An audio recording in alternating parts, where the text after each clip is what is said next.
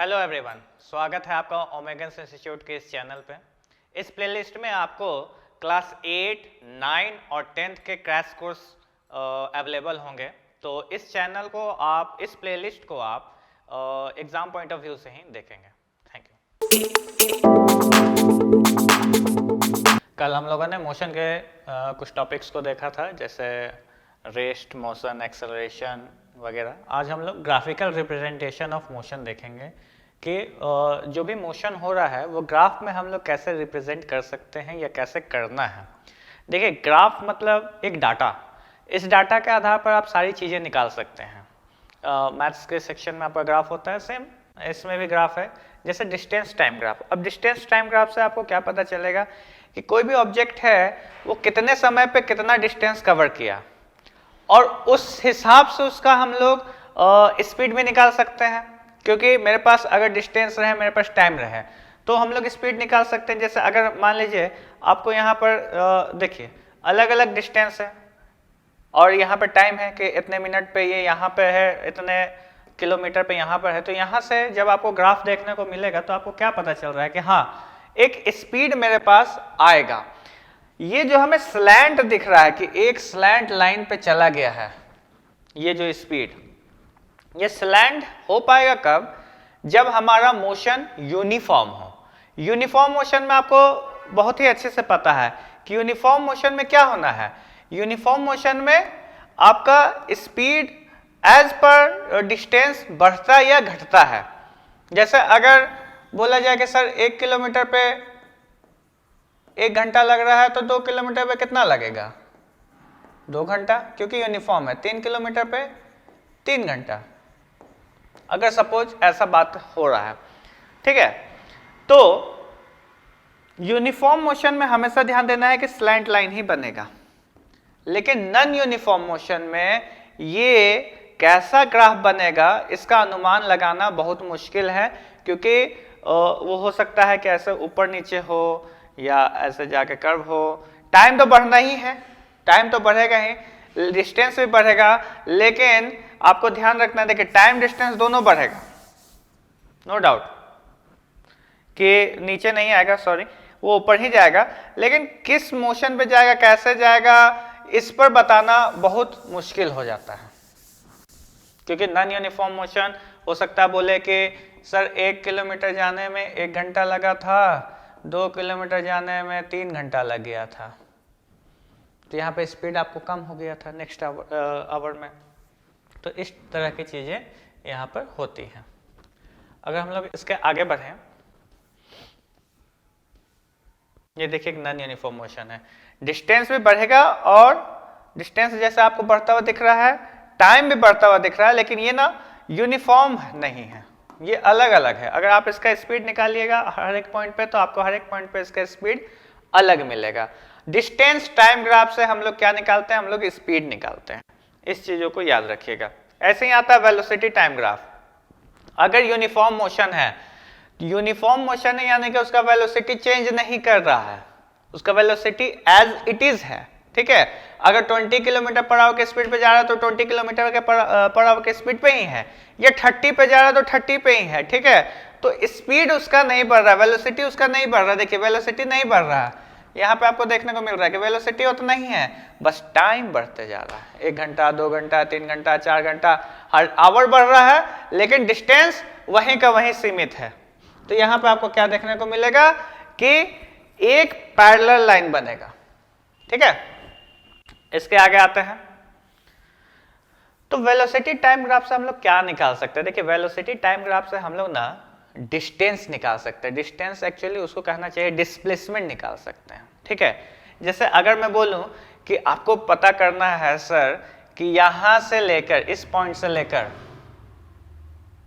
इसको मैं ए नाम दे रहा हूं, हालांकि ये ऊपर दिया छोड़िए, पी नाम दे रहा हूं और ये क्यू नाम दे रहा हूं। इस P से लेकर Q तक में उसने कितना डिस्टेंस कवर किया है, तो आपको क्या देखना होगा कि पहले का वेलोसिटी, इनिशियल, फाइनल वेलोसिटी जो कि कांस्टेंट हमारा चल रहा है, ये कितना एरिया कवर कर रहा है। जितना एरिया कवर कर रहा है उतना ही हमारा क्या है, यस, उतना ही हमारा डिस्टेंस है। जितना एरिया, अब एरिया अगर रेक्टेंगल पे बन रहा है तो रेक्टेंगल का एरिया निकालना होगा, ट्रायंगल बन रहा है तो ट्रायंगल का एरिया निकालना होगा, सर्कल बनेगा सर्कल का भी निकालेंगे हम लोग, जिसका एरिया बनेगा, जिसका डायग्राम बनेगा उस हिसाब से एरिया निकलेगा। जैसे यहाँ पे आपको दिख रहा है velocity time graph for a car moving with uniform acceleration. Uniform acceleration में हमेशा ऊपर की तरफ सिंपली बढ़ता जाएगा, ठीक है। तो यहां से हमें तीन चीजें मिलती है और उसको हम लोग का नाम क्या दिया गया है, equations of motion. Equation of motion देखिए ये किसने दिया है, ऑब्वियस सी बात है ये न्यूटन के द्वारा ही दिया गया मोशन है, इक्वेशन ऑफ मोशन है। इक्वेशन ऑफ मोशन में पहला इक्वेशन क्या है, पहला इक्वेशन है v is equal to u plus a t, ये पहला इक्वेशन है। v हो गया final velocity, final velocity is equal to initial velocity plus acceleration into time. Second है हमारा ut sorry s is equal to ut plus half a t square, यानी कि distance is equal to ut initial velocity into time plus half into acceleration into square of time. Third है हमारा 2as is equal to v square minus u square, यानी कि final velocity का आप square लीजिए minus initial velocity का square कीजिए तो आपको जो वैल्यू आएगा वो 2 into acceleration into distance s आएगा। तो इस पे जब हम लोग बात करें, इसको हम लोग अभी कोशिश करते हैं कि ये जो हमारा तीन इक्वेशन ऑफ मोशन है एक बहुत ही इंपॉर्टेंट चीज है और इसको हम लोग ग्राफिकली चेक करते हैं कि ये सही है या गलत है। इसमें आपको क्वेश्चंस आता है कि शो देम ग्राफिकली, तीनों में से कोई भी एक आ सकता है आपके एग्जाम में और ये एग्जाम पॉइंट ऑफ व्यू से ही है। तो मैं अभी आपको तीनों करके दिखाता हूं कि तीनों में आप कैसे कर सकते हैं, आपको क्या क्या पॉइंट्स यहाँ पर करना होगा। एक मिनट चलिए यहीं पे करके मैं बताता हूं।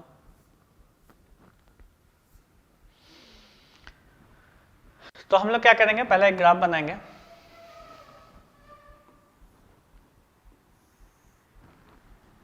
और यहां पे क्या मानेंगे कि कोई एक ऑब्जेक्ट है, ठीक है, कोई भी एक ऑब्जेक्ट है जो किसी वेलोसिटी से मूव कर रहा है, तो हम लोग बोलेंगे कि वो u के वेलोसिटी से मूव कर रहा है, ठीक है, और धीरे धीरे टाइम बढ़ा, एक्सेलरेशन उसका यूनिफॉर्म है, ठीक है, उसका एक्सेलरेशन यूनिफॉर्म है,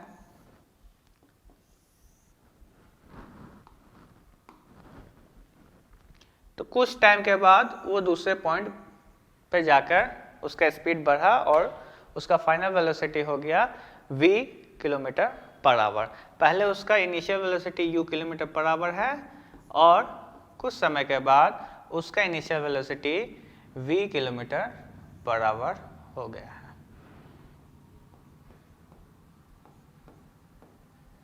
ठीक है। और इन्हीं पे हम लोग सारी चीज़ों को निकालेंगे। तो सबसे पहले हम लोग क्या करेंगे, यहाँ पे पॉइंट्स प्लॉट करेंगे। ये हमारा कौन सा ग्राफ है, यस वेलोसिटी टाइम ग्राफ है। तो पॉइंट्स पहले प्लॉट कर लेते हैं, ए बी सी डी। एक ऑब्जेक्ट है, यहाँ से चला है, यहाँ पर आकर रुक गया है, u किलोमीटर पर आवर के स्पीड से चला, v किलोमीटर पर आवर के स्पीड पर रुक गया है। यहाँ पे हम लोग क्या करेंगे, एक इसके पैरेलल लाइन यहाँ पे बनाएंगे और पॉइंट प्लॉट कर देंगे E, ठीक है। इसके लाइन को कैसे लिखना है, लाइन को लिखिए, मैं लिख भी देता हूँ। सपोज अ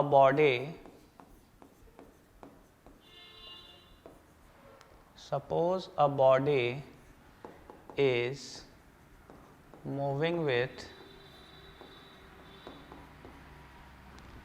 u किलोमीटर पर आवर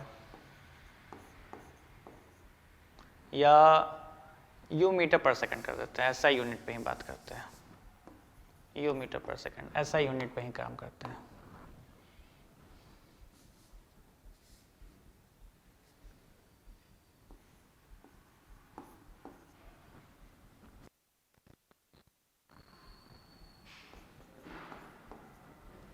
ठीक है, u मीटर पर second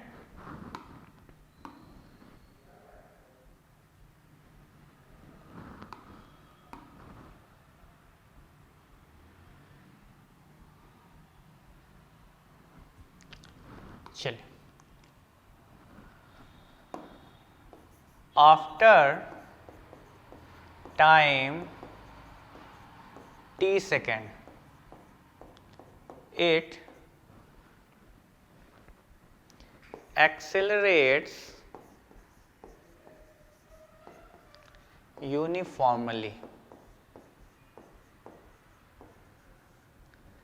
and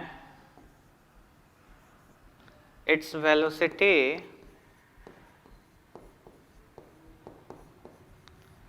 now changes to v metre पर सेकेंड। बस इतना ही लाइन लिखना है कि एक ऑब्जेक्ट है, कोई बॉडी है जो u मीटर पर सेकेंड की स्पीड से चल रहा है, कुछ समय के बाद, कुछ t सेकेंड के बाद, ठीक है, कुछ t सेकेंड के बाद वो क्या किया, लिख लीजिए, ये टाइम है, ये वेलोसिटी है, ये हमारा ग्राफ जो है वेलोसिटी टाइम ग्राफ है। तो क्या है कि कुछ टाइम t सेकंड के बाद वो यूनिफॉर्मली एक्सेलरेट किया और उसका अब जो स्पीड है, अब जो वेलोसिटी है वो हो गया है v मीटर पर सेकंड। तो यहाँ पे हम लोगों को 3 इक्वेशन ऑफ मोशन बताना है। हम लोग 3 इक्वेशन ऑफ मोशन बहुत ही आराम से निकालेंगे, बस इसको देखते जाइए और समझते जाइए कि कैसे यहाँ पर चीजें होंगी। चलिए मैं इसको मिटा रहा हूँ, पहला प्रूफ करने जा रहा हूँ।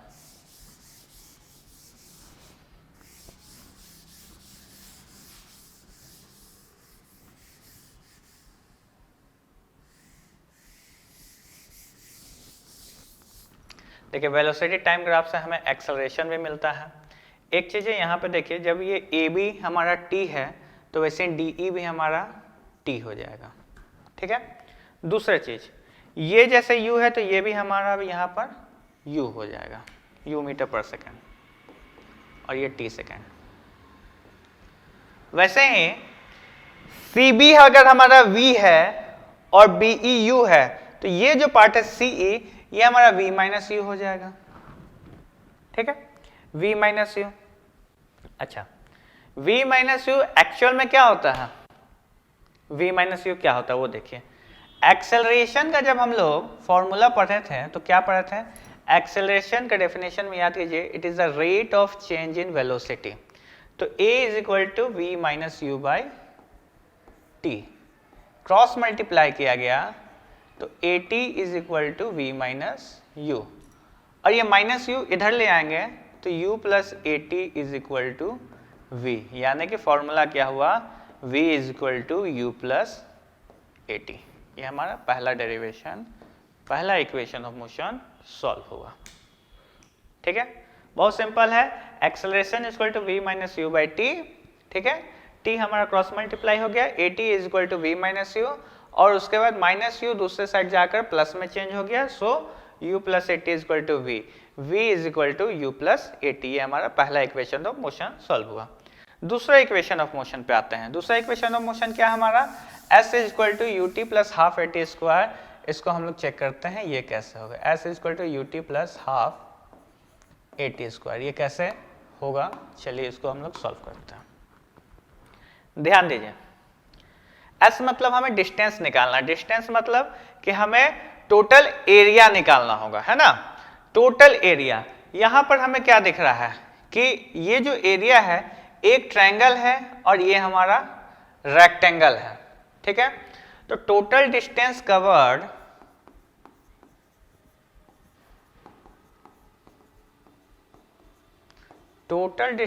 Covered is equal to area of triangle, क्या नाम है ट्रायंगल का हमारे यहाँ पे, CDE, plus area of rectangle, कौन सा रेक्टेंगल है, ABED। डिस्टेंस को हम लोग डिनोट करते हैं S से। अच्छा,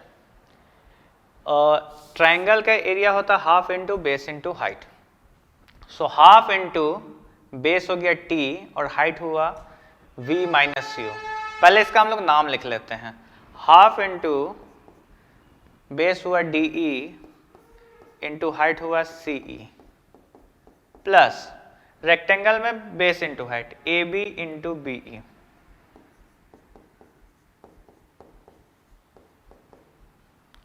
so half into base DE हमारा हो गया T इंटू हाइट CE हो गया V minus U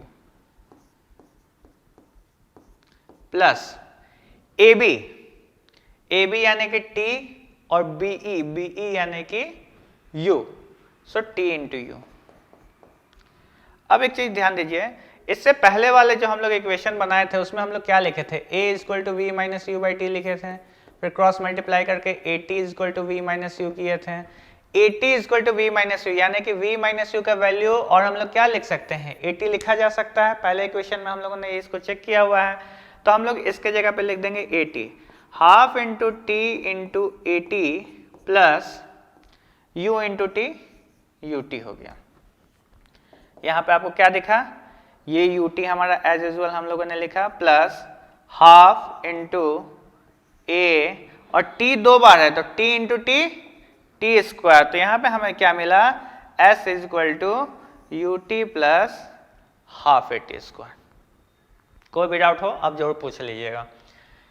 total distance जब हमें निकालना था तो यानी कि उसमें कितना एरिया कवर हुआ है ये हमें चेक करना था, तो एरिया हो गया triangle CDE plus rectangle ABED, और फिर हम लोगों ने उस वैल्यू को पुट किया और हमारा आंसर आ गया। कोई डाउट रहेगा कमेंट बॉक्स में आप लोग पूछ लेंगे। नेक्स्ट है थर्ड, अगर हम लोग इक्वेशन ऑफ मोशन पे आए तो उसको एक बार चेक करते हैं वो हम लोग बना पाएंगे या नहीं। थर्ड इक्वेशन ऑफ मोशन है v square minus u square is equal to 2as। देखिए जैसा बोला जा रहा है कि टोटल डिस्टेंस का मतलब आपको एरिया निकालना है, अगर आप इसको थोड़ा सा टिल्ट करेंगे तो आपको दिखेगा कि ये जो पार्ट है ये ट्रेपेजियम है, ABCD एक ट्रेपेजियम है। तो अगर हम लोग डायरेक्टली निकालना चाहें कि टोटल डिस्टेंस कवर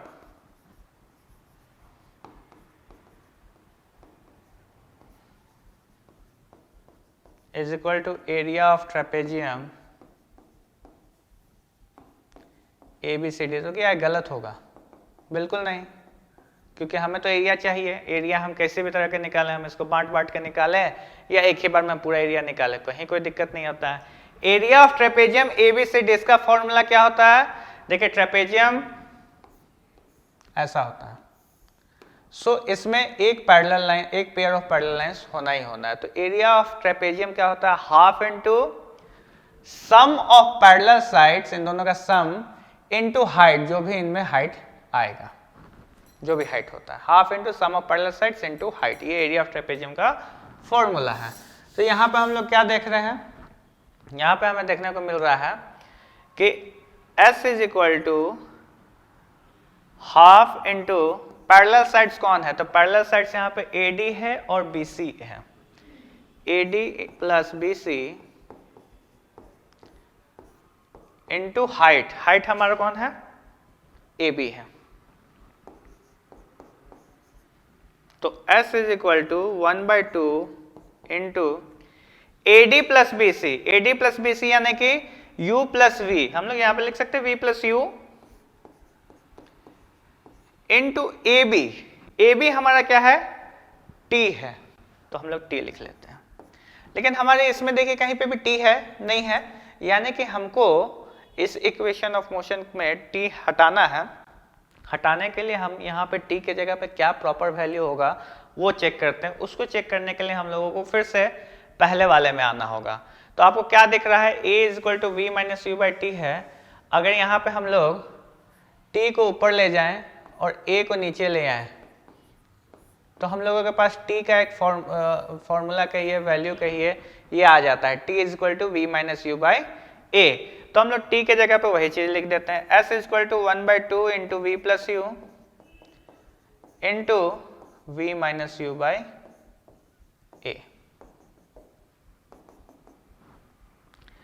तो S इज इक्वल टू देखिए v plus u v minus u, maths का अलजेब्रा का फॉर्मूला है a plus b into a minus b, a square minus b square, यानी कि v square minus u square, s is equal to v square minus u square, और नीचे में क्या हो जाएगा 2 into A that is 2a को cross multiply कर दीजिए, 2as is equal to v square minus u square. तो आप लोग लिख सकते हैं, ये हमें देखिए तीसरा इक्वेशन ऑफ मोशन भी मिल गया, v square minus u square is equal to 2as। तो आप लोगों को इसमें कहीं पे भी डाउट्स आएगा आप जरूर पूछ लेंगे। मैं आगे बढ़ता हूं।